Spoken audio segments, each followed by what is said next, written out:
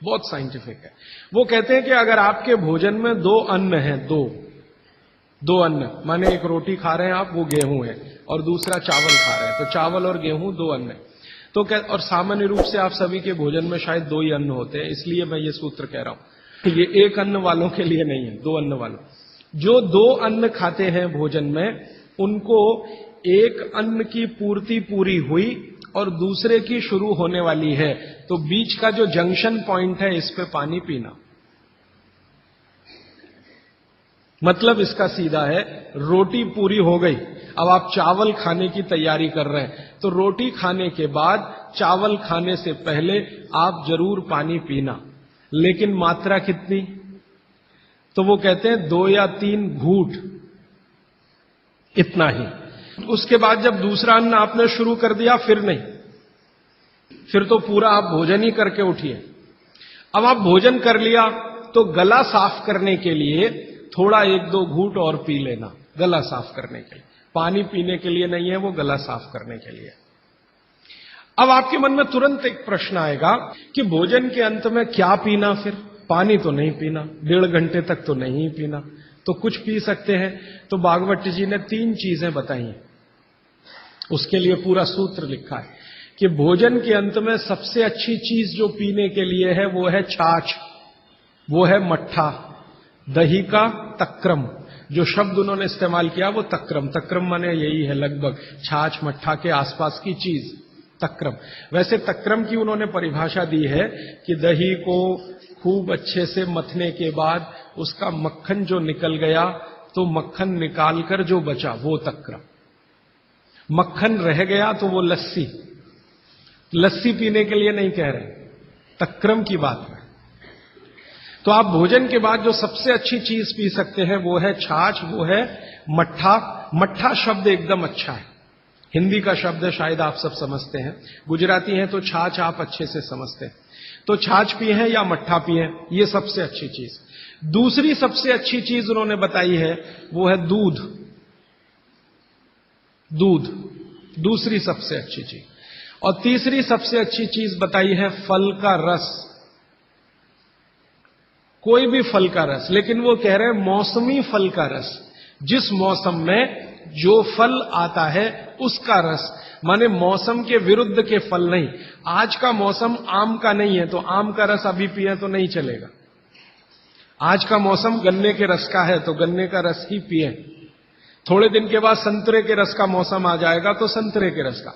भागवत जी कहते हैं कि जो चीज प्रकृति ने जिस समय में प्रचुर मात्रा में उपलब्ध कराई हो उसका रस। तो आप ये कहें कि कोल्ड स्टोरेज से लाया हुआ संतरा और उसका रस निकाला या मौसमी का रस, ये सर्वनाश करेगा, सत्यानाश नहीं, सर्वनाश करेगा। वो ये कहते हैं कि भगवान ने और प्रकृति ने आपके शरीर के हिसाब से सारी चीजों को सेट किया है, और वो कहते हैं कि भगवान ने इस प्रकृति को बनाया है तो बहुत ही सोच समझकर बनाया, एक एक माइक्रो कैलकुलेशन उसने किए, तब आपको ये प्रकृति के साथ उसने रखा है। तो प्रकृति में जब जो चीज बहुत मात्रा में हो उसी का रस, जैसे अभी टमाटर का सीजन है तो आप भोजन के बाद टमाटर का रस पी सकते हैं भरपेट। इस समय गन्ने के रस का सीजन है तो भोजन के बाद आप गन्ने का रस भरपेट पी सकते हैं। जो भी अभी थोड़े दिन में अंगूर का सीजन आ जाएगा तो भोजन के बाद अंगूर का रस पी सकते हैं, संतरे का, जब जब जो सीजन आए वो ध्यान रखना है। अब इसमें आगे एक सूत्र है वो बहुत महत्व का है। भागवत जी कहते हैं मट्ठा या छाछ कब पीना, दूध कब पीना, रस कब पीना। तो उसके लिए उन्होंने बहुत स्पष्ट और बहुत जोर देकर यह कहा है कि मट्ठा हमेशा दोपहर के भोजन के बाद ही पीना, सामान्य लोगों के लिए।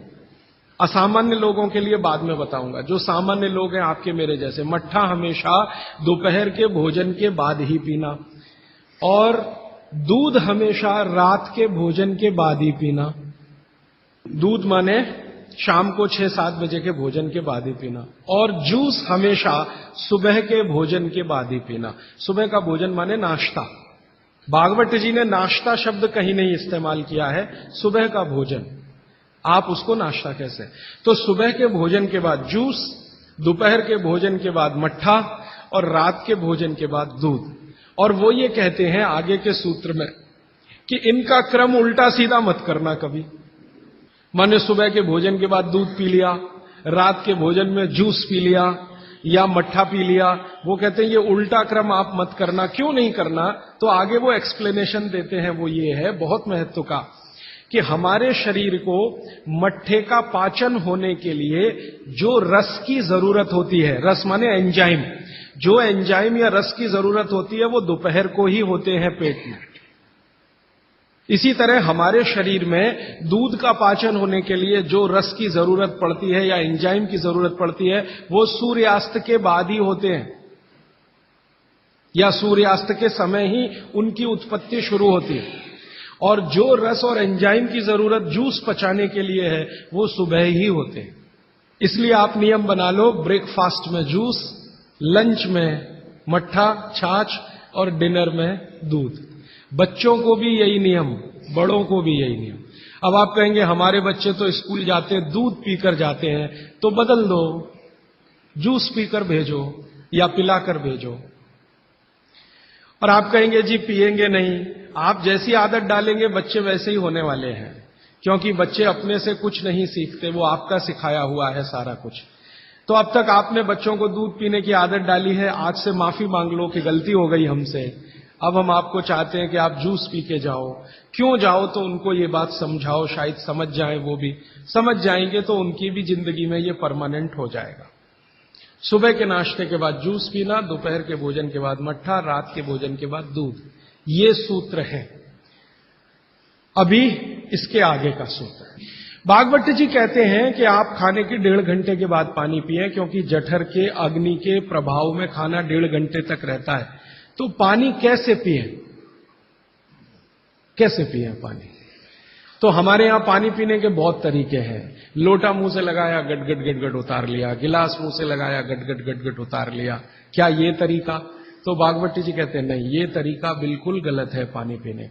वो कहते हैं कि पानी को चुस्कियां ले लेकर पिए, घूंट भर भर के पानी पिए, सिप ले लेकर पानी पिए, ऐसा पानी पीने का नियम। जैसे आप गर्म दूध पीते हैं ना, भागवत जी बिल्कुल उसके समकक्ष रखते हैं कि गर्म दूध आप जैसे पीते हैं एक एक सिप या चुस्की लेकर घूंट भर के, ऐसे ही पानी पिए। अब ये क्यों, ये समझ लें। आप एक साथ पूरा पानी उतारें गले के नीचे और एक एक घूंट पानी उतारें गले के नीचे, दोनों में जमीन आसमान का अंतर है। क्या अंतर है? मैं आपको एक महत्व की बात समझाना चाहता हूं, ये जीवन भर याद रहे तो बहुत अच्छा।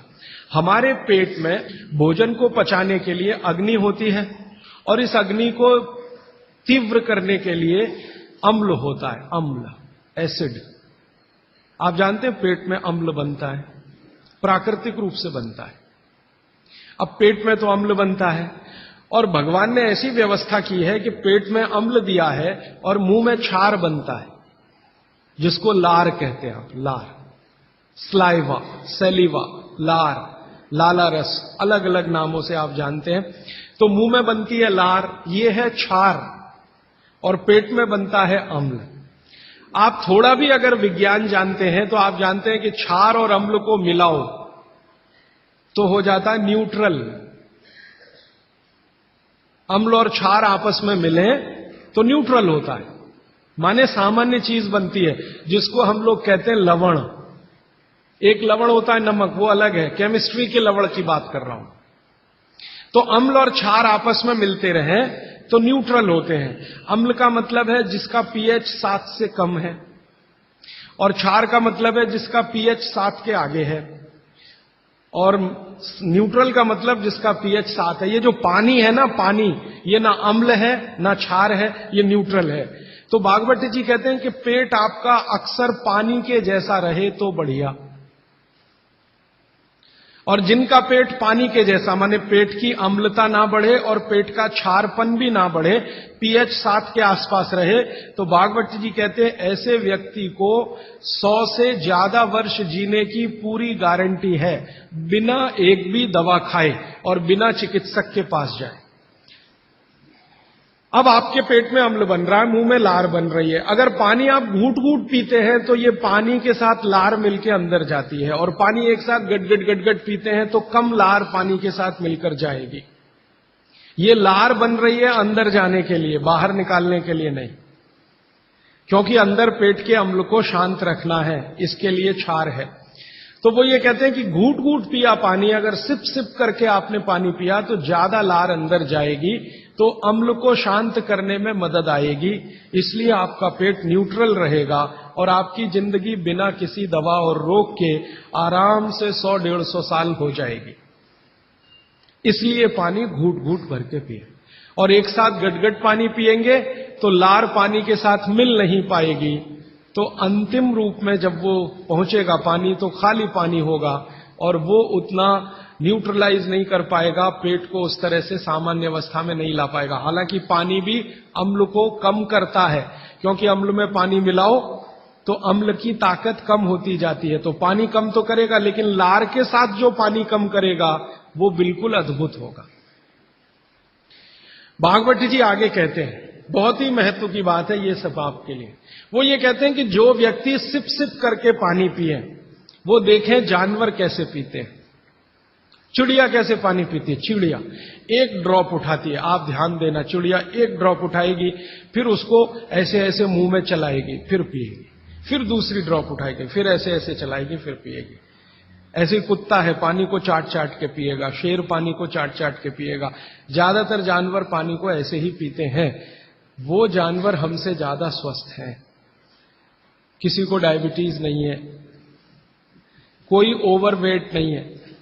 हाँ, किसी को डायबिटीज नहीं, कोई ओवरवेट नहीं, किसी को जॉइंट्स पेन नहीं, किसी को कुछ नहीं, क्योंकि वो पानी पीने का नियम जानते हैं। बाघ भट्ट के पक्के चेले हैं ये सब जानवर, बिना बोले और बिना कहे। तो आप भी हो जाइए। भागवत जी कहते हैं कि पानी थोड़ा लीजिए, जैसे चिड़िया पीती है, उसको मुंह में चिड़िया ऐसे ऐसे करती है ना, घुमाती है, तो आप भी पानी को थोड़ा घुमाइए, फिर पी जाइए। थोड़ा पानी लीजिए, मुंह में भरिए, पीजिए, फिर पानी भरिए, फिर पीजिए, ताकि इधर उधर की सब लार पानी के साथ मिलकर अंदर जाए। अब वो ये कहते हैं कि जो ऐसे पानी पी लेगा कोई रोग आने की संभावना नहीं, माने आपके सारे रोगों की एक दवा।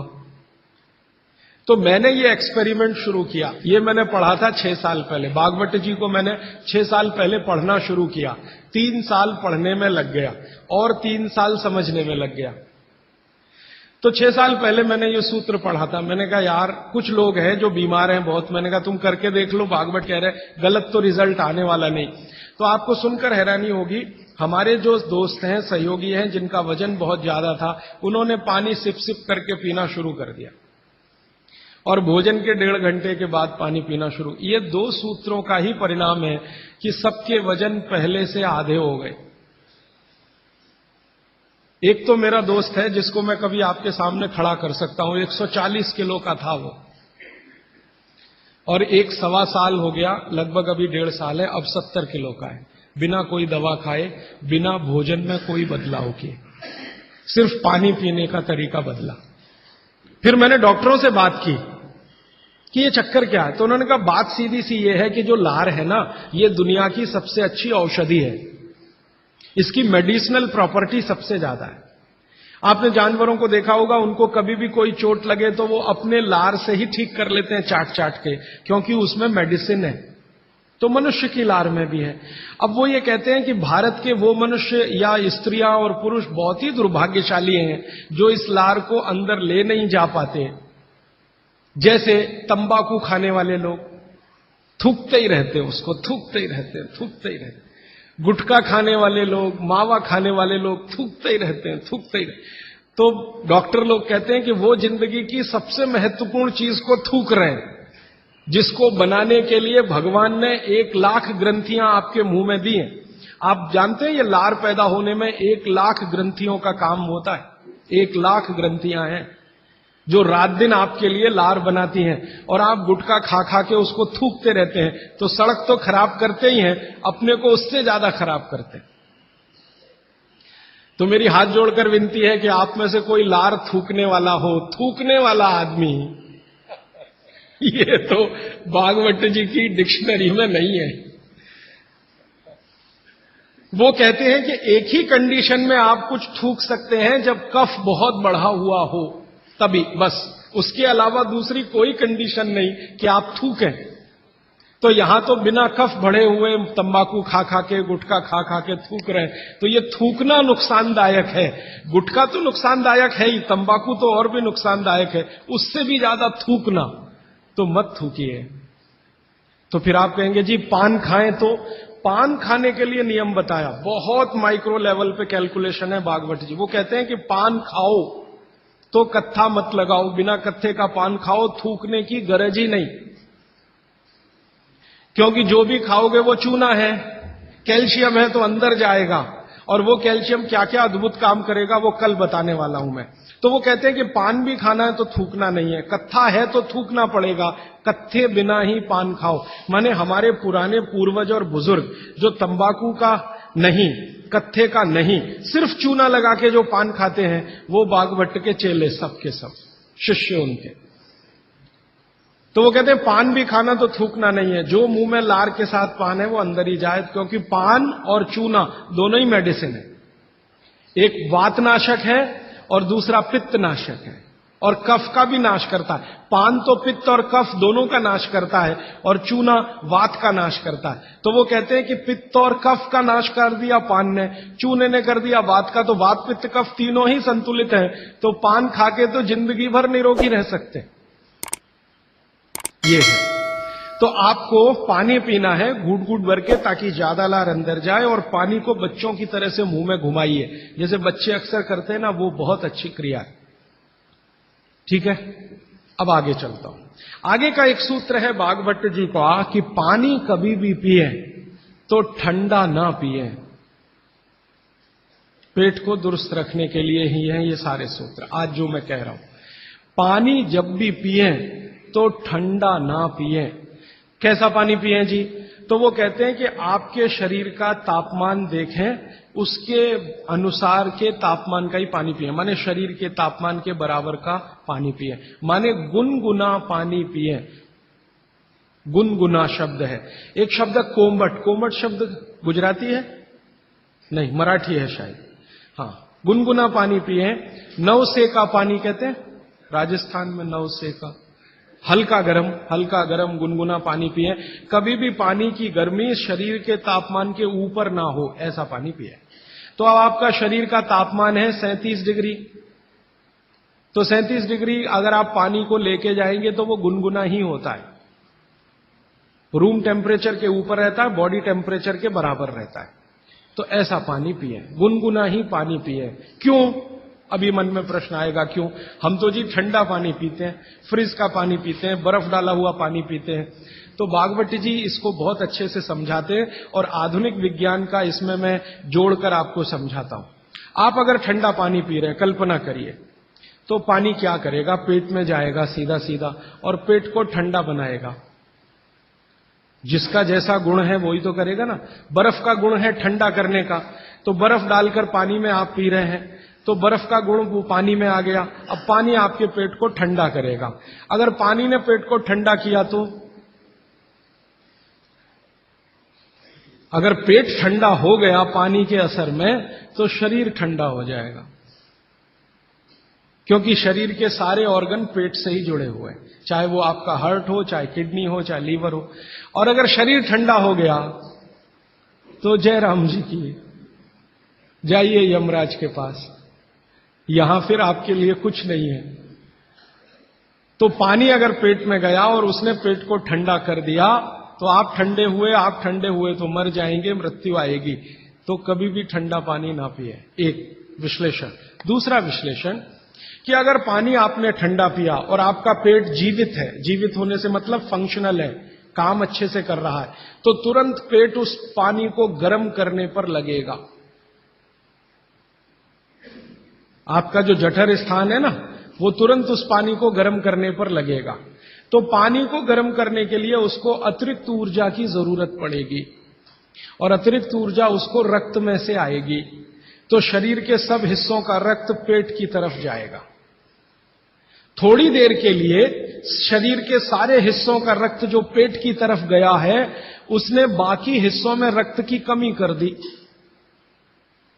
मान लीजिए हृदय का रक्त पेट में चला गया, ब्रेन का रक्त पेट में आ गया, क्योंकि ब्रेन का सबसे पहले आता है। क्योंकि ग्रेविटी का फोर्स है ना काम करता है। तो ब्रेन का सबसे पहले आता है, हृदय का उसके बाद आता है, दूसरे अंगों का रक्त सब पेट की तरफ गया तो बाकी अंगों को रक्त की कमी आई। और ये कमी हर समय ऐसे ही आती रहे, आप ऐसे ही ठंडा पानी पीते रहे, ऐसे ही कमी आती रहे, पीते रहे, कमी आती रहे, तो एक दिन वो अंग काम करना बंद कर देंगे, क्योंकि उनको रक्त की सप्लाई कम हुई है। और वो अंगों ने काम करना बंद किया तो ब्रेन हेमरेज हो गया, वो अंगों ने काम करना बंद किया तो पैरालिसिस हो गया, वो अंगों ने काम करना बंद किया तो हार्ट अटैक हो गया। तो ये सारी बीमारियों को क्यों बुलाते हैं ठंडा पानी पी के? माने ठंडा पानी ना पिए। बागवती जी का मैंने मेरे जीवन में भी देखा। दुनिया में कुछ ऐसे लोग हैं जो एकदम चिल्ड वाटर पीते हैं। अमेरिका में, यूरोप में ज्यादा लोग चिल्ड वाटर पीते हैं। पानी को फ्रिज में रखते हैं और वो रखा रहता है 4-5 दिन, खूब ठंडा हो जाता है, फिर ऊपर से बर्फ डालते हैं, फिर पीते हैं। इतना ठंडा पानी पीते हैं। परिणाम क्या देखा है मैंने उन लोगों को देखा जो चिल्ड वाटर पीते हैं, वो सवेरे सवेरे अगर संडास घर में गए टॉयलेट में तो 1-1 घंटे बाहर नहीं निकलते, कभी कभी तो 2-2 घंटे नहीं निकलते, बैठे ही रहते अंदर। उनको पूछो भाई क्या कर रहे थे 2 घंटे टॉयलेट रूम में? कहते हैं जी न्यूज़पेपर पढ़ रहे थे, मैगजीन पढ़ रहे थे। क्यों पढ़ रहे थे? टॉयलेट रूम तो न्यूज़पेपर के लिए बनाया नहीं है। तो कहते हैं टॉयलेट आती ही नहीं, माने स्टूल पास होता ही नहीं, संडास होती ही नहीं, उतरती नहीं, तो क्या करें? और वो बेचारे वहां बैठे बैठे कई बार इतने परेशान हो जाते हैं कि तरह तरह की आवाजें निकालते हैं, फिर भी नहीं आती। फिर वो गाना गाते हैं, मेरे सपनों की रानी कभी आएगी, वो आती नहीं है। और कभी कभी जब बहुत ज्यादा परेशान हो जाते हैं ना, तो एक गाना गाते हैं, एक बार आजा आजा आजा, वो तब भी नहीं आती। ये है समस्या। माने मैं कहना ये चाहता हूं कि जो लोग बहुत ठंडा पानी पिएंगे उनको एक बीमारी है, वो है कॉन्स्टिपेशन, कब्जियत, कोष्ठबद्धता, बद्ध कोष्ठ होना। कॉन्स्टिपेशन का मतलब आपकी जो इंटेस्टाइन है ना, लार्ज इंटेस्टाइन, वो एकदम ऐसी संकुचित हो गई, ऐसे रहना चाहिए उसको, वो हो गई संकुचित। ये ठंडे पानी का असर है। तो अगर आपकी लार्ज इंटेस्टाइन ऐसी हो गई तो आपकी जिंदगी भी ऐसी ही हो जाएगी। इसलिए कभी भी ठंडा पानी ना पिए। अब परसों एक बात मैंने कही थी कि फ्रिज का रखा कुछ ना खाएं, तो ये पानी भी उसी का हिस्सा है। फ्रिज का रखा हुआ पानी ना पिए, बर्फ डाला हुआ पानी ना पिए, आइसक्रीम कभी भी ना खाएं, क्योंकि वो भी ठंडी है। और मैं आपको एक विनम्रता पूर्वक कह देता हूं, वो बात वैसे आगे आएगी। बागवती जी कहते हैं कि 2 विरुद्ध चीजें एक साथ ना खाएं कभी भी, तो गर्म भोजन और ठंडी आइसक्रीम कभी ना खाएं। अक्सर मैं शादियों में, बारातों में जाता हूं तो वहां मैंने देखा है कि भोजन गर्मा गर्म कराएंगे, अंत में आइसक्रीम जरूर खिलाएंगे। सर्वनाश, बुला बुला के हमारा सत्यानाश करते हैं। इनविटेशन देकर बुलाएंगे, आओ हमारे यहां मेहमान बनकर, तो पहले गर्म खाना खाओ, पीछे से ठंडी आइसक्रीम खाओ, ना मरो तो जल्दी मर जाओ। ऐसा आजकल आतिथ्य इस देश में चल रहा है। पहले कहते थे अतिथि देवो भव, अभी अतिथि दुश्मन भव। तो ये जो ठंडे होने की बात है, ये यहीं पर मैंने आपको जोड़ दी है। वैसे ये कल भी आने वाली है, परसों सॉरी। तो आपके जीवन में ये नियम बहुत ध्यान से पालन करें, सूत्र पालन करें कि पानी हमेशा घूट घूट पिए, ठंडा पानी कभी न पिए, भोजन के 1.5 घंटे के बाद पानी पिए। अभी चौथा सूत्र, आज का आखिरी सूत्र। भागवत जी कहते हैं कि सुबह का जीवन आपका जब शुरू होता है, दिन का जीवन आपका शुरू होता है, माने आप जब सोकर उठते हैं तभी से आपका दिन शुरू होता है, तो दिन की शुरुआत में सबसे पहले पानी पिए।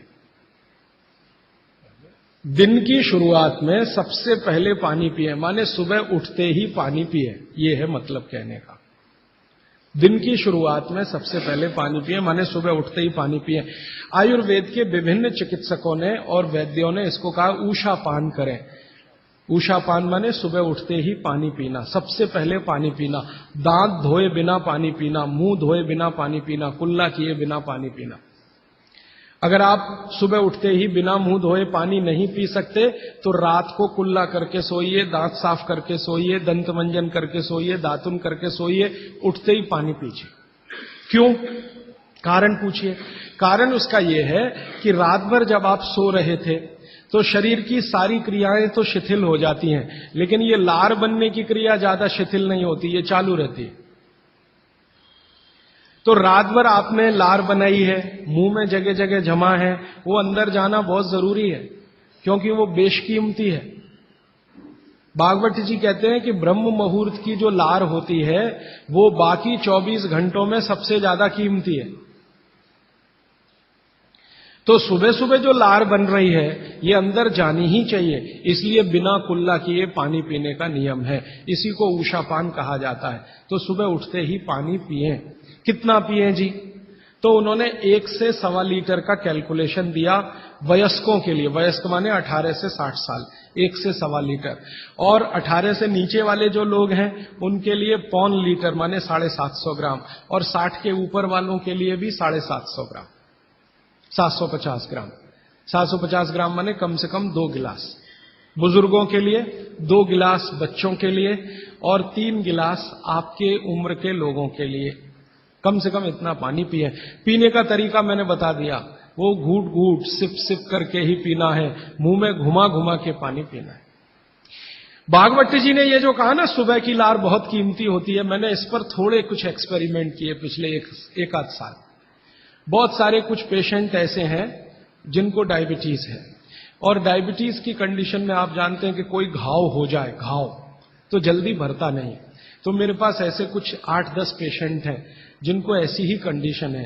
डायबिटीज होने के कारण शरीर में फुंसी हो गई, फोड़ा हो गया, घाव बढ़ गया, वो भरता नहीं। मैंने उनको दवाएं बंद किया होम्योपैथी का। फिर मैंने कहा भैया, भागवत जी ने कहा कि सुबह की लार बहुत कीमती है, तुम ऐसा करो सुबह उठते ही जो लार है ना उसको लगाओ तुम्हारे घाव पे, और आप देखेंगे चमत्कार। 15 से 20 दिन में घाव भरना शुरू, 3 महीने में बिल्कुल बराबर। एक तो मेरे पास गैंग्रीन का पेशेंट है, गैंग्रीन हुआ, डॉक्टर कहता था पैर काटना ही पड़ेगा इसका, कुछ होता नहीं अभी और कोई। उसने बेचारे ने साल भर लार लगा लगा के ही अपना ठीक कर लिया।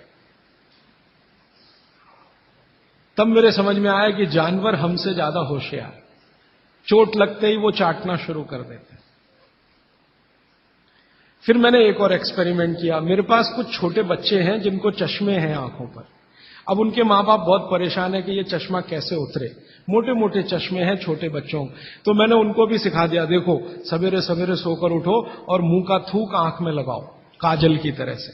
तो बच्चों ने चालू कर दिया। बच्चे बहुत भोले होते हैं, सीधे होते हैं, कोई भी बात अगर समझ में आए तो करते। अब आपको हैरानी होगी कि चश्मे उतर गए सिर्फ ये लार लगाने से। आप भी करके देख लीजिए जिनको भी चश्मे। बस अंतर इतना है कि बच्चों को जल्दी उतरे, आपको थोड़ा देर में उतरेंगे लेकिन उतर जाएंगे। उम्र ज्यादा बढ़ेगी तो थोड़ा दिन करना पड़ेगा, कम उम्र में बहुत जल्दी उतर जाए। आंखों की रोशनी बढ़ानी है तो मुंह की लार सुबह सुबह की आंखों में लगाइए काजल की तरह से। और एक बताता हूं, एक बीमारी आती है जिसको हम कहते हैं कंजक्टिवाइटिस, आंखों की बीमारी है। अक्सर उसमें आंखें लाल हो जाती हैं, आंखों में बहुत जलन होती है, जैसे खून उतर आया हो आंखों में, वो कंडीशन हो जाती है। कोई भी आयुर्वेद की दवा आप खाएंगे 3 से 4 दिन में ही बीमारी ठीक होती है। लेकिन अब की बार अगर ये बीमारी आए तो आप ये करना, सुबह सुबह उठते ही मुंह की लार लगाना, 24 घंटे के बाद आपको पता ही नहीं चलेगा बीमारी कहां गई। 24 घंटे में ही ठीक होते हैं कंजक्टिवाइटिस। अगर बच्चों में बचपन से आंखों के ऐसे कोई रोग हैं, जैसे मेरे पास एक छोटा बच्चा है 8 साल का है, उसका मैं ट्रीटमेंट कर रहा हूं, उसकी आंखें टेढ़ी हैं, वो देखता कहीं है और दिखता कहीं है, उसको ऐसा है। अब उसके माता पिता गरीब हैं और वो ऑपरेशन का खर्चा नहीं उठा सकते। उस बच्चे पर मैं यही एक्सपेरिमेंट कर रहा हूं। लगभग मुझे 4-4.5 महीना हो गया है, और उसका टेढ़ापन, जिसको हम लोग हिंदी में कहते हैं भेंगापन, उसका भेंगापन लगातार कम हो रहा है और आंखों की पुतलियां बिल्कुल बीच में सेट हो रही। तब मुझे थोड़ी जिज्ञासा हुई और मैंने एक बहुत बड़े वैज्ञानिक को पूछा दिल्ली में कि ये लार में क्या है, एक्चुअली इसका एक्टिव इंग्रेडिएंट क्या है। तो उन्होंने कहा भैया जितने एक्टिव इंग्रेडिएंट मिट्टी में है वो सब लार में है। तो मैंने आपको बताया मिट्टी में 18 एक्टिव इंग्रेडिएंट्स हैं, लार में वो सब के सब हैं। इसलिए लार शरीर के लिए बहुत ही कीमती है, बेशकीमती है। इसको कभी नष्ट नहीं करना। इसकी मदद से आप बहुत सारे रोग ठीक करते हैं। और दो चार बातें बता दूं, क्या क्या रोग और ठीक कर सकते हैं। आपके शरीर में कोई दाग हो गया, धब्बा हो गया, जैसे जल गए, जलने का दाग होता है ना, उस पर नियमित रूप से सवेरे की लार की थोड़ी थोड़ी मालिश करते रहिए। 6-8 महीने में धब्बा बिल्कुल साफ हो जाए, जले हुए का धब्बा। शरीर में और कोई ऐसा अंग में सफेद दाग दिख रहा है, या काला दाग हो गया, या फलाना हो गया, या ढिमाका हो गया, एक्जिमा हो गया, मान लो खराब बीमारी की बात करूं, एक्जिमा हो गया, एक्जिमा पे रोज सुबह की लार लगाइए, मालिश करते रहिए, 6-8 महीने के बाद देखिएगा साफ। और एक्जिमा से भी ज्यादा खराब बीमारी है सोराइसिस, वो भी ठीक होती है इसी लार से। बस इतना है कि साल भर करना पड़े। मुफ्त का इलाज है, फोकट का इलाज। भागवत जी ने जितने भी इलाज बताए हैं सब फोकट के और मुफ्त के, बाहर जाने की जरूरत ही नहीं है। तो आप स्किन डिसीज में इसका एक्सपेरिमेंट करिए, आंखों की बीमारियों में इसका एक्सपेरिमेंट करिए, घाव हो जाए कहीं शरीर में उस पर एक्सपेरिमेंट करिए, फोड़े फिंसियों पर इसका एक्सपेरिमेंट करिए। मैंने ये चारों एक्सपेरिमेंट किए, बहुत अच्छे रिजल्ट हैं। आप भी करिए, रिजल्ट आपको भी मिलेंगे। बस इतना ही है कि आप दूसरों को भी बताते जाइए। तो आपने अपना दुख तो कम कर लिया, अब दूसरों का भी कम कराइए ना, तभी मोक्ष जाएंगे। तो मैंने आज आपको 4 सूत्र बताए, उनको फिर से रिपीट करता हूं। सूत्र बताना, ये 4 रिपीट करके खत्म। फिर प्रश्न। पहला सूत्र मैंने बताया था, भोजनांते विषमवारी, भोजन के अंत में पानी न पिए, लगभग 1.5 घंटे के बाद पानी पिए। दूसरा सूत्र मैंने बताया था, पानी हमेशा घूट घूट भर के पिए, सिप सिप करके पानी पिए। तीसरा सूत्र बताया था कि ठंडा पानी कभी ना पिए, हमेशा गुनगुना पानी पिए। और चौथा सूत्र बताया था कि आप सवेरे उठते ही सबसे पहले पानी पिए। ये चारों सूत्र भागवत जी ने कहा है पेट को दुरुस्त रखने के लिए सबसे आवश्यक है। माने जिंदगी भर आपका पेट और आपकी जठर अग्नि काम करती रहे, इसके लिए सबसे आवश्यक है। ठीक है, अब आपके प्रश्नों के लिए आधा घंटे का समय। हाजी भाई, आपने कहा कि उषापान करना चाहिए, उषापान भी गुनगुना पानी होना चाहिए या कैसा? देखिए, उषापान। दूसरी बात, पान जो कहा आपने खाने के लिए, तो पान के साथ क्या क्या लेना चाहिए? हाँ, बहुत अच्छा सवाल। मैं दूसरे प्रश्न का पहले उत्तर दे दूं, पान के साथ क्या क्या लेना चाहिए। भागवत जी ने पान खाने के लिए बताया है कि एक तो पान जो खाएं वो ऐसा पान हो जिसका स्वाद कसैला हो। कसैला, कसैला स्वाद माने देशी पान, सीधी सी बात है। विलायती पान मत खाइए, देशी पान खाइए। तो स्वाद जितना कसैला होगा, पान उतना अच्छा होगा। और भागवत जी ने एक बहुत गहरी बात कही है, जिसको मैं 2-3 दिन बाद वैसे एक्सप्लेन करने वाला हूं, कि जो चीज का रंग जितना ज्यादा गहरा हो, जो प्रकृति की पैदा की गई वस्तु का रंग जितना ज्यादा गहरा हो, वो उतनी ही बड़ी औषधि है। जैसे देशी पान ज्यादा गहरा हरे रंग का होता है और विलायती पान हल्के हरे रंग का होता है। तो भागवती जी कहते हैं हल्के रंग की चीजें मत खाइए, गहरे रंग की चीजें खाइए। तो गहरे रंग वाला पान खाइए, गहरे रंग की जो भी चीजें हैं भरपेट खाइए। जैसे बैंगन है गहरे रंग का, जामुन है गहरे रंग का, टमाटर है गहरे रंग का। ये सब एंटी कैंसरस है, एंटी डायबिटिक है, एंटी कैंसरस है, एंटी अस्थमेटिक है। इनकी क्वालिटीज आज की विज्ञान ने भी प्रूव किया है। आज का विज्ञान ये कहता है कि जो भी रंग है किसी भी वस्तु में, वो भगवान का दिया हुआ कोई ना कोई ऐसा रस और एंजाइम है जो आपको गंभीर बीमारियों से बचाता है। तो वो कहते हैं गहरे रंग का पान खाइए, माने कसैला, उसमें ही स्वाद होगा, तो गहरा पान खाइए। उसमें क्या मिलाएं? उसमें सबसे ज्यादा चूना। तो कितना चूना मिलाएं? तो कहते हैं कि एक पान में 1 ग्राम से ज्यादा चूना नहीं मिलाइए कभी भी। 1 ग्राम आप समझते हैं इतना होता है। चने का दाना होता है ना, आधा तोड़ो और उसका आधा कर लो, इतना 1 ग्राम होता है। चने का दाना आधा तोड़ो तो 2 हिस्से हुए, ये 2 हिस्से के 4 कर दो, और वो 1 हिस्सा जो है वो 1 ग्राम। तो उतना आप चूना लगाइए उस पर। फिर चूने के साथ क्या खाएं? आप उसमें सौंफ खाएं। सौंफ का नियम उन्होंने बता, सौंफ खाएं। दूसरा कहते हैं कि इसमें थोड़ी अजवाइन डालें, अजवाइन 2-4 दाने, ज्यादा नहीं। और वो कहते हैं लवंग डालें, लवंग माने लौंग। और कहते हैं बड़ी इलायची, और वो कहते हैं कि गुलाब के फूल का रस, मतलब गुलकंद जिसको आप कहते हैं। ये चीजें उन्होंने बोली हैं पान में नियमित रूप से खाने के लिए। अब इसमें उन्होंने जो बोली नहीं है वो बात ध्यान रखिए। सुपारी कहीं नहीं कहा, कत्था कहीं नहीं कहा, तो मैंने सुपारी और कत्था छोड़कर ही पान खाएं। ठीक है, तो पान में क्या खाएं। दूसरा, इन्होंने जो आपने पूछा कि सुबह का जो ऊषा पान का पानी है वो भी गुनगुना होना चाहिए। बागभट्टी जी कहते हैं जरूर गुनगुना होना चाहिए, जरूर गुनगुना। वो एक ही कंडीशन में कहते हैं कि अगर आप तांबे के बर्तन का रखा हुआ पानी सुबह पी रहे हैं तो उसको गुनगुना करने की जरूरत नहीं है, बाकी सभी पानी को गुनगुना करके ही पीना चाहिए। क्यों? ये जो तांबे के बर्तन में रखा हुआ पानी है उसमें वही क्वालिटी है जो गुनगुने पानी में है, इसलिए ताम्र पात्र के पानी को सुबह गर्म करने की जरूरत नहीं। रात में आपने भर के रखा, सुबह उठकर पी लिया। बाकी कोई भी पानी स्टील के बर्तन वाला है तो गुनगुना करिए, आप मिट्टी के घड़े का पानी है तो गुनगुना करिए। और आपके पास क्या होता है पानी भरने के लिए? और तीसरा, कोई एल्यूमिनियम में तो पानी कभी मत रखिए, प्लास्टिक में पानी कभी मत रखिए। स्टील वेसल्स में है तो गुनगुना करके ही पीजिए। स्टील वेसल माने स्टेनलेस स्टील के वेसल में पानी है तो गुनगुना ही पीजिए, मिट्टी के बर्तन का पानी है तो गुनगुना ही पीजिए। ताम्र पात्र एक उन्होंने कहा कि जिसके पानी को गर्म करने की जरूरत नहीं, सीधे पी सकते हैं। आप बोलेंगे जी क्या रोज दिन भर ताम्र पात्र का पानी पी सकते हैं? तो जरूर पी सकते हैं, 3 महीने, इसके आगे नहीं। ये आप जरा सोचिए ध्यान से। वो ये कहते हैं 3 महीने आप पी सकते हैं लगातार ताम्र पात्र का पानी, फिर बीच में 15-20 दिन का ब्रेक दे दीजिए, फिर 3 महीने पी सकते हैं, फिर 15-20 दिन का ब्रेक दे दीजिए, फिर 3 महीने पी सकते हैं। ये ब्रेक दे देकर पी सकते हैं। लगातार पिएंगे तो तांबे की अधिकता से होने वाली जो बीमारियां हैं वो हो जाएंगी। हां, सुबह तो लगातार पी सकते हैं, सुबह की तो कोई बात नहीं, ये पूरे दिन की बात हो रही है।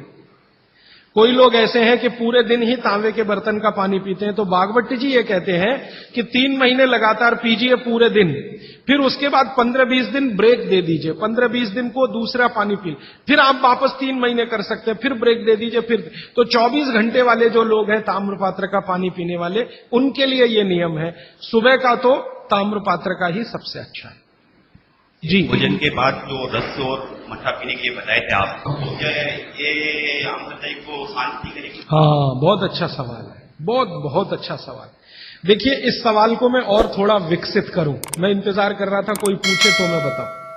ये सवाल कुछ इस तरह का है कि मट्ठा है ना, उसमें पानी ही है, आप जानते हैं, शायद उसमें 90% तक पानी है, दही तो सिर्फ 10% होता है, और जूस पी रहे हैं उसमें भी पानी ही है, और दूध पी रहे हैं उसमें भी पानी है। अब बागवती जी एक तरफ तो कह रहे हैं कि खाने के बाद पानी मत पियो, और दूसरी तरफ कह रहे हैं मट्ठा जरूर पियो, दूध जरूर पियो और फल का रस पियो, तो उसमें तो पानी ही है। तो क्या वो पानी जठर अग्नि को शांत नहीं करेगा? प्रश्न ये है। ये पूरा नहीं पूछ पाए, मैंने पूरा कर दिया। तो क्या वो पानी जठर अग्नि को शांत नहीं करेगा? इसका बहुत ही सुंदर एक्सप्लेनेशन बागभट्ट जी करते हैं। वो ये कहते हैं कि पानी का जो गुण है वो अपना कुछ नहीं, ये बात ध्यान से समझिए, पानी का जो गुण है वो अपना कुछ नहीं है। पानी को जिस पात्र में रखा है या जिसमें मिलाया है उसी का गुण वो धारण करता है। आपने एक पुराना गाना सुना है, पानी रे पानी तेरा रंग कैसा, फिर आगे है जिसमें मिला दो उस जैसा। तो पानी का रंग, गुण और धर्म तीनों ही वही होते हैं वो जहां मिल गया। तो आपने पानी को मिलाया दही में, तो अब वो पानी का गुण नहीं है, अब वो दही का गुण धारण करेगा। पानी को आपने मिलाया जूस में, माने फल में, तो फल के जो गुण हैं वो पानी में आ जाएंगे। और पानी है दूध में, तो दूध के सारे गुण वो धारण कर लेगा। तो पानी अगर सीधा पी रहे हैं इंडिपेंडेंट, तब उसके अपने गुण धर्म होते हैं, लेकिन मिलाया हुआ पानी जब भी किसी वस्तु के साथ आप पिएंगे तो उस वस्तु का गुण पानी में आएगा। इसलिए मट्ठा पीने को खुली छूट है, पेट भर के पीजिए। दूध पीने को खुली छूट है, पेट भर के पीजिए। जूस पीने को भी खुली छूट है, सादा पानी मत पीजिए। अब दही का गुण क्या है?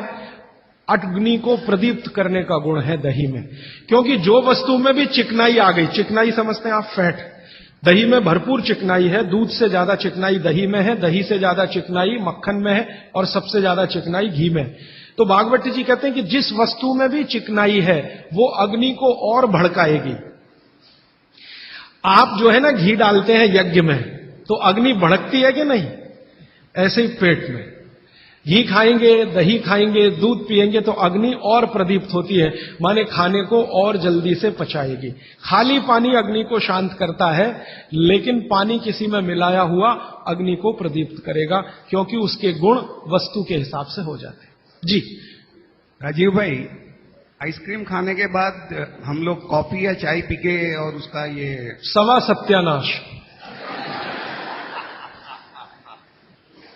रीजन बताऊंगा परसों, क्योंकि ये परसों आने वाला है।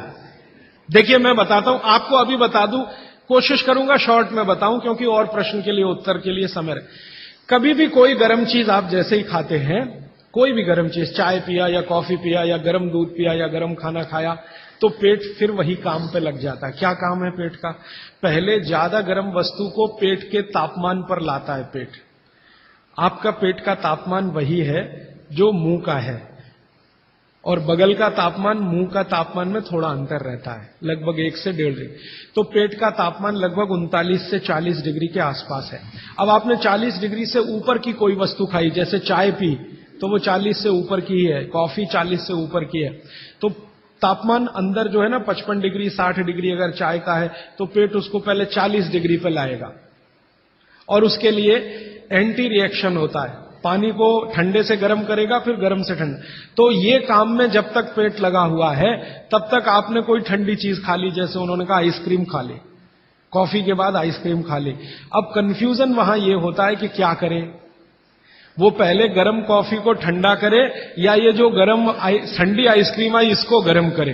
तो फिर तो बहुत ही कंफ्यूजन होता है। ऐसा कंफ्यूजन जैसे आप गाड़ी चला रहे हैं, गाड़ी, इसको मैं समझाने के लिए कह रहा हूं, गाड़ी चला रहे हैं और हर एक ही मिनट में आपको 2-3 गियर चेंज करने पड़े, एक ही मिनट में। टॉप गियर से फर्स्ट में आना पड़े, फर्स्ट से आपको टॉप गियर में जाना पड़े, तो कैसे चलेगी गाड़ी? झटका देगी, तकलीफ देगी।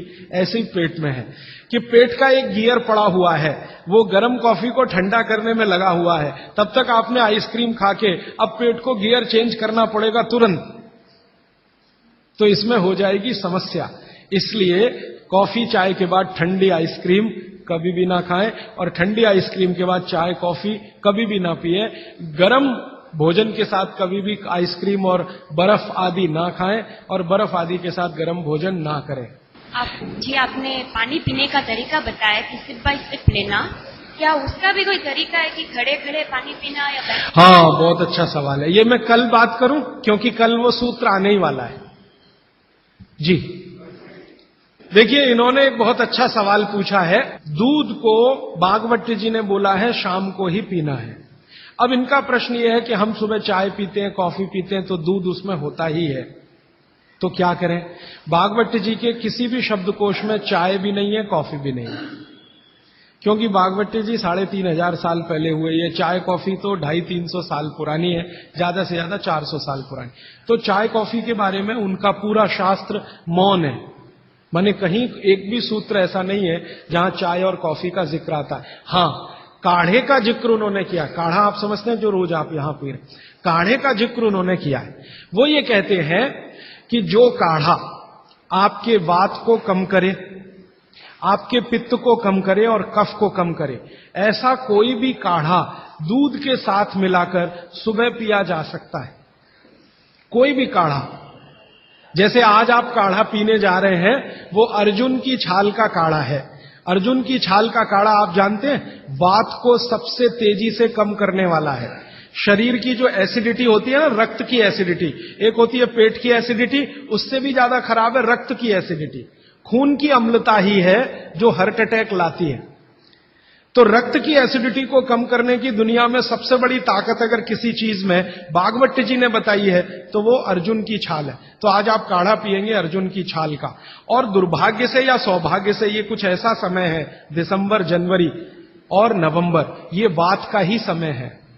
शरीर में वायु का प्रकोप ठंड के दिनों में ज्यादा होता है। उस समय अगर आप अर्जुन की छाल का काढ़ा दूध में बनाकर पिए तो आपके लिए औषधि है। जी नहीं, गरम गरम गरम, क्योंकि वो औषधि है, भोजन नहीं है। भोजन और औषधि में अंतर बताया। भोजन वो है जो 24 घंटे में आप नियमित रूप से आपके पेट की आवश्यकता के अनुसार खाएं और सालों साल खाते जाएं। औषधि वो है जो थोड़े समय के लिए तात्कालिक प्रभाव के लिए आप पिएं। तो ये काढ़ा औषधि है। सुबह के अगर समय नवंबर, दिसंबर, जनवरी, ये 3 महीने हैं जो वात के महीने माने जाते हैं। फिर गर्मियों के महीने पित्त के महीने आ जाते हैं। फिर बारिश के महीने और उसके आगे थोड़ा महीना कफ का महीना आ जाता है। तो ये वात पित्त कफ के महीने भी होते हैं, जैसे शरीर है वैसे महीने। तो इस महीने के हिसाब से सुबह काढ़ा पी सकते हैं, वात को दूर करने वाली औषधियों का दूध मिलाकर। और गर्म काढ़ा सभी गर्म है, ठंडा काढ़ा कोई है नहीं इस देश में, बनता भी नहीं। तो आप सुबह दूध पीना ही चाहते हैं तो काढ़े के रूप में पीजिए। माने सुबह दूध पीना ही है ना, तो उसमें अर्जुन की छाल का पाउडर डाल के पीजिए। तो 2 फायदे होंगे। भविष्य के लिए आपको हार्ट अटैक फ्री होने की गारंटी, भविष्य के लिए। और अब तक आपने जो कचरा खा लिया है इसके निकल जाने की गारंटी, क्योंकि ये जो अर्जुन की छाल का पाउडर है रक्त को सबसे ज्यादा शुद्ध करता है और कचरा रक्त में ही सबसे ज्यादा जमा होता है। जिसको कोलेस्ट्रॉल कहते हैं ना, वो कचरा ही है। तो अब तक आपके रक्त में जो कोलेस्ट्रॉल जमा है इसको निकालना है बाहर, तो अर्जुन की छाल इसमें सबसे ज्यादा उपयोगी है। और सौभाग्य की बात यह है कि 40 रुपए किलो मिलती है। क्या भाव है? 40 रुपए किलो, 20 रुपए किलो, 20 रुपए किलो अर्जुन की छाल मिलती है और 150 रुपए किलो चाय मिलती है और 1400 रुपए किलो कॉफी मिलती है और 20 रुपए किलो अर्जुन की छाल मिलती है। तो कुछ तो होशियार बनिए, मारवाड़ी बनिए, कुछ तो अपने रक्त में लाइए, मारवाड़ का, राजस्थान का, गुजरात का। तो 20 रुपए किलो की अर्जुन की छाल नियमित रूप से आप पीजिए। मैं आपसे विनम्रता पूर्वक कह रहा हूं कि आप सब अपने घर में 3 महीने, ये जो नवंबर, दिसंबर, जनवरी, अभी तो दिसंबर पूरा तो निकल गया लेकिन जनवरी अभी बाकी है, तो 30 दिन आगे जनवरी के रोज सवेरे अर्जुन की छाल का पाउडर दूध में डालकर पीते रहिए। और अगले साल का याद रखिए, नवंबर, दिसंबर, जनवरी, तो ये 3 महीने अर्जुन की छाल पिया तो पूरे साल भर का कचरा निकालता है और अगले सालों की guarantee, heart attack free. Quantity कितनी रहनी चाहिए? 1 गिलास दूध तो आधा चम्मच अर्जुन की छाल का पाउडर, आधा चम्मच माने टी स्पून। और इसमें अगर गुड़ मिलाएंगे तो बहुत अच्छा। गुड़ नहीं मिले तो एक गुड़ जैसी चीज आती है, काकवी। काकवी आप समझते हैं? गुड़ को बनने से पहले की स्टेज है, वो तरल गुड़ होता है, तरल गुड़, लिक्विड फॉर्म का गुड़, वो काकवी कहलाता है। तो या तो काकवी या तो गुड़, नहीं मिले तो खांड, खांड आप समझते हैं? और कुछ भी नहीं मिले तो बूरा, शक्कर नहीं, क्योंकि बागभट्टी जी की सूची में कहीं शुगर नहीं है, क्योंकि शुगर बनती नहीं थी। 3500 साल पहले गुड़ बनता था, काकवी बनती थी, खांड बनती थी, बूरा बनता था। चीनी बनना 200-250 साल से शुरू हुआ है। जी, मिश्री बहुत अच्छा, बहुत अच्छा आपने कहा, मुझे भूल गया, मैं आपसे पहले ही कहना चाहता था। मिश्री, मिठाइयों में मिश्री सबसे ऊंचे स्थान पर है, गुड़ से भी ऊंची है मिश्री। तो मिश्री मिले शुद्ध तो वो डालिए आपके अर्जुन की छाल और दूध के काढ़े में, नहीं तो गुड़ डालिए, नहीं तो काकवी डालिए, नहीं तो खांड डालिए, अंत में कुछ नहीं मिलता तो बूरा डालिए। और बूरा वो वाला जो राजस्थान में बनता है, बिहार में बनता है, उत्तर प्रदेश में, यहां का नहीं, चीनी को पीस के बूरा, वो चीनी ही है, बूरा नहीं। सोंठ है तो बहुत अच्छा है। सोंठ जो है, अर्जुन छाल सोंठ अगर मिला के उपयोग करें तो सर्वोत्तम वातनाशक काढ़ा होता है, सर्वोत्तम। अर्जुन छाल और सोंठ दोनों का ही गुण है वात को खत्म करने का। तो वात के रोगी तो जरूर पिए इसको। और वात के रोग क्या क्या है आप जानते हैं, कल और परसों में और विस्तार से बताने वाला हूं। और किताबों में तो पूरी लिस्ट है, वात के रोग क्या, पित्त के क्या, कफ के क्या। ये घुटने का दर्द, कमर का दर्द, कंधे का दर्द, हार्ट अटैक, डायबिटीज, ये सब वात के रोग हैं। कहा जाता है कि दाल और दही साथ में नहीं लेना चाहिए। बहुत जन कहते हैं तो हम दाल चावल खा लेते हैं और उसके बाद अगर खाने के बाद छाछ पी लेंगे तो क्या वो सही रहेगा? दाल चावल के साथ छाछ। दाल चावल खा लिया मैंने खाने में, उसके बाद खाने के बाद छाछ पीना चाहिए। देखिए इसमें सूत्र ऐसा है, मैं आगे बताऊंगा, ये थोड़ा आज के समय के हिसाब से बहुत जरूरी भी है। जैन अगर आप में से कोई है तो मेरी बात तुरंत समझ जाएंगे। द्विदल समझते हैं? एक दाल के जिसके द्विदल के साथ दही का निषेध है। भागवत जी ने भी कहा है, महावीर स्वामी ने भी कहा है, गौतम ऋषि ने भी कहा, सबने कहा द्विदल के साथ दही का निषेध है। तो अब इनका प्रश्न है कि हमने तो दाल चावल खाया, चावल तो ठीक है, दाल तो द्विदल ही है, अरहर की खाएं, मूंग की खाएं, मसूर की खाएं तो द्विदल है। तो द्विदल के साथ दही कैसा? तो उसके लिए भागवत जी कहते हैं कि कभी भी द्विदल के साथ अगर दही खाएं तो अच्छा है ना खाएं, लेकिन खा रहे हैं तो दो बातों का ध्यान रखें कि दही की तासीर बदलें और उसकी तासीर को बदलकर जैसी दाल है वैसी तासीर करें, माने दही का प्रोटीन कंटेंट बढ़ाएं, वैसे तो है और ज्यादा बढ़ाएं। तो इसके लिए बहुत सरल उपाय है आपके रसोई में। रसोई में 3 चीजें ऐसी हैं जो दही की तासीर को तुरंत बदलती हैं। एक तो है जीरा, दूसरा है सेंधा या काला नमक, सेंधा या काला, ये जो आज नमक आ रहा है इसकी बात नहीं कर रहा हूं मैं, आयोडीन युक्त नमक नहीं, सेंधा नमक या काला नमक। तीसरी है अजवाइन। तो मेरा ऐसा निवेदन है कि अगर आप ताक पी रहे हैं दाल चावल के साथ तो अजवाइन का, जीरे का बघार ले लें और थोड़ा सेंधा नमक डाल लें, फिर पी लें। अजवाइन जीरे का बघार लेकर, बघार लेना तो आप समझते हैं ना, बघार शब्द तो बघार ले लें अजवाइन जीरे का और थोड़ा सेंधा नमक, फिर ताक पिए, माने मज्जिगे पिए, माने मट्ठा पिए। अदरक की जगह सूंठ। दही में कभी भी अदरक की उपयोग नहीं होता, सूंठ उपयोग होता है। अदरक और सूंठ में थोड़ा अंतर है, सूंठ तो अदरक से ही आता है लेकिन सूंठ का गुण अदरक से ज्यादा है। फ्रूट्स खा सकते हैं भरपेट।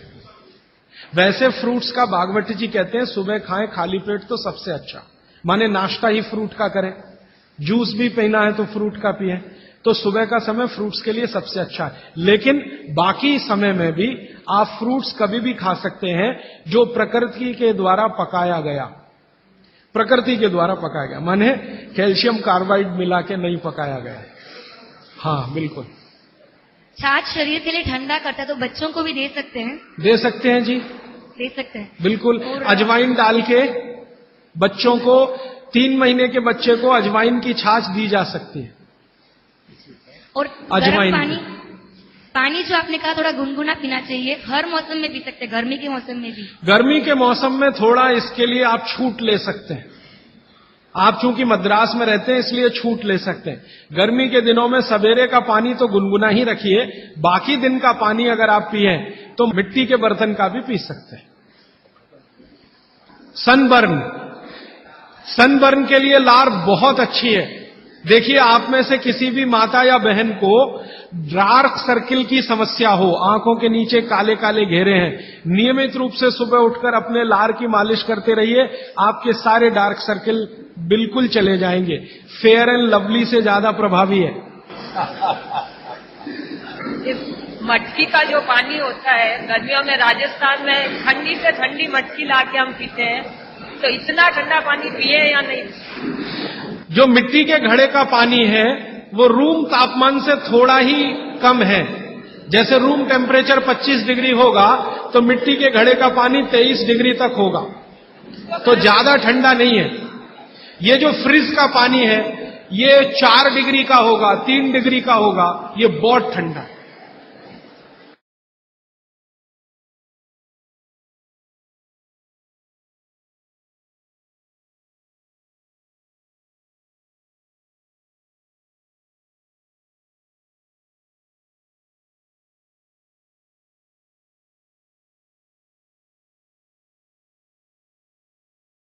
प्रणाम और नमन करते हुए कार्यक्रम की शुरुआत करता हूं।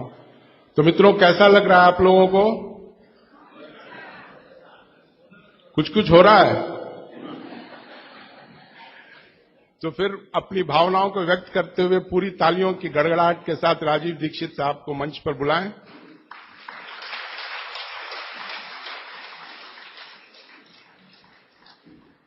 एक छोटी सी और एक गंभीर बात मैं आपको बताना चाहता हूं कि जब राजीव भाई का व्याख्यान समाप्त होता है और जब प्रश्न उत्तर का दौर चलता रहता है, उस वक्त भावनात्मक जुड़ाव और विषय वस्तु, विषय की गहनता जो है वो पराकाष्ठा पर होती है, बुलंदी पर होती है।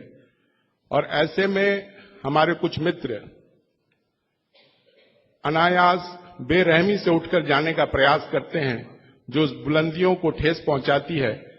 तो ये हमारी गुजारिश है कि जब तक ये कार्यक्रम चले, जब तक राजीव भाई नीचे नहीं उतरे, आप लोग जाने की कृपा मत करें। हम लोग एक छात्र हैं, एक बहुत ही गूढ़ और एक गहन विषय को समझने आए हैं, तो छात्रों वाले शिष्टाचार और छात्र का धर्म का निर्वाह हमें करना होगा। और इसी अपेक्षा के साथ मैं मंच राजीव भाई को सुपुर्द करता हूं। परम पूजनीय साध्वी जी, सत्य प्रभा जी, परम पूजनीय साध्वी जी, तरुण प्रभा जी, उनको मेरा सादर वंदन, कोटि कोटि वंदन। मुझे बहुत आनंद हुआ कि आज उनकी निश्रा में आपसे बात करने का, संवाद करने का समय मिलता है। मैं आपसे कल और कल के अगले एक दिन पहले और उसके एक दिन पहले 3 दिनों से जो बात कर रहा हूं, उसी बात को थोड़ा आगे बढ़ाता हूं। और आज की बात मैं आपके लिए बहुत महत्व की मानता हूं। अब तक मैंने आपसे अष्टांग हृदयम के जिन सूत्रों पर चर्चा की है, हम लोग हर एक विषय में, आप जानते हैं ना, एक थ्योरी होती है और एक प्रैक्टिकल होता है। तो अब तक आप समझिए कि मैं आपसे थ्योरी की बात कर रहा था और थोड़ी सी बात और करूंगा थ्योरी की जो बची हुई है। फिर उसके बाद आज मैं आपसे कुछ प्रैक्टिकल बात भी करूंगा। अगर मैं एक और भाषा में बात करूं तो आप में से कोई लोग अगर वकालत के पेशे में हो, वकील हो, तो आप जानते हैं कि कोर्ट कोई फैसला सुनाता है, जजमेंट देता है, तो उसका एक ऑपरेटिव पार्ट होता है, फंक्शनल ऑपरेटिव पार्ट। वो अब शुरू होगा आज से, ऐसा आप कह सकते हैं। Please mobile phone switch off कर दीजिए, साध्वी जी आज हमारे बीच में हैं, आप इस बात के लिए आज छूट नहीं ले सकते। तो अब तक मैंने आपसे जो कहा है वो सूत्र रूप में थोड़ा सा सिद्धांतिक बातें, लेकिन सरल भाषा में विज्ञान के साथ पेश करने की कोशिश की, समझाने की कोशिश की। आज कुछ ऐसी बातें जो दैनिक जीवन में आप प्रयोग करें। इन सूत्रों का प्रयोग तो करना ही है, इसके लिए तो कोई विकल्प नहीं है, लेकिन इन सूत्रों के आधार पर आगे भी बहुत कुछ है जो भागवत जी ने कहा है। साध्वी जी चूंकि यहां पर हैं, तो उनकी जानकारी के लिए एक छोटी सी बात जो आपके लिए पुरानी लगेगी, शायद उनके लिए नहीं होगी, और मैं उनको इसलिए भी ये कहना चाहता हूं कि वो अपने व्याख्यानों में हर बार ये बातें सैकड़ों लोगों तक कह सकती हैं। साध्वी जी, यहां पर हम लोग बात कर रहे हैं 3500 साल पहले भारत में एक महान व्यक्ति हुए, उनका नाम था महर्षि भागवत।